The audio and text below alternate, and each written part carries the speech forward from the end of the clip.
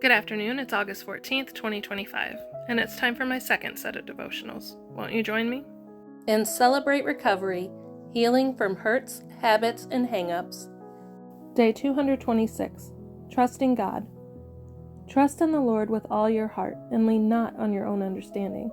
In all your ways submit to Him, and He will make your paths straight. Proverbs 3, 5-6. When we choose to go God's way, we are often asked to do the exact opposite of what we would naturally do. We want to get even, but God says to forgive. We want to get more, but God says to give more. We want to be served, but God tells us to serve others.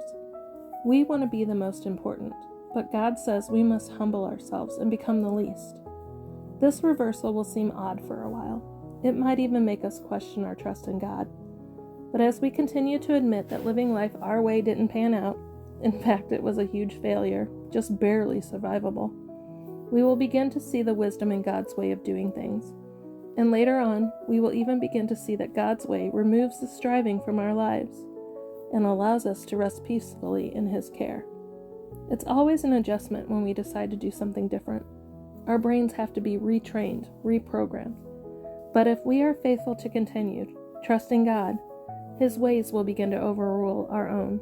That's when we can finally begin to relax and enjoy our new lives. Prayer. Father, sometimes it's difficult for me to understand why you asked me to do certain things, but I will be obedient knowing that each new thing strengthens and establishes my new life. In Jesus' name, amen.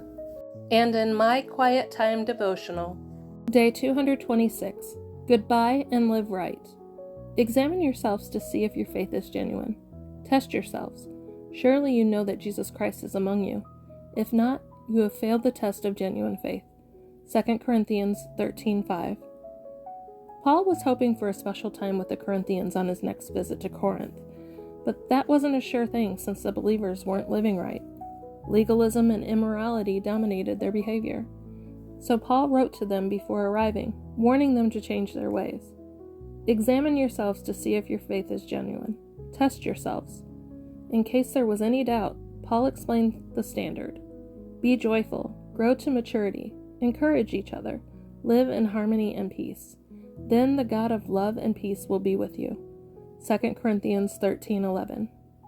In our hurried days, we rarely quiet ourselves long enough to sit before God and think about the genuineness of our faith and to test ourselves against God's desire for us.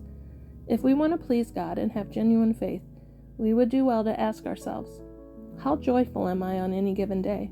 Am I maturing in my faith, or am I at status quo or even sliding backward? Do I offer encouragement to those around me? Are most of my relationships harmonious and peaceful, at least most of the time? These responses will help us stay strong and genuine in our faith. Ask yourself those questions and monitor the genuineness of your faith. Ask God to help you improve in the areas that need improvement. If, like me, you've found that living in the world is not living right, then say goodbye and live right by trusting God. I hope you have a blessed day.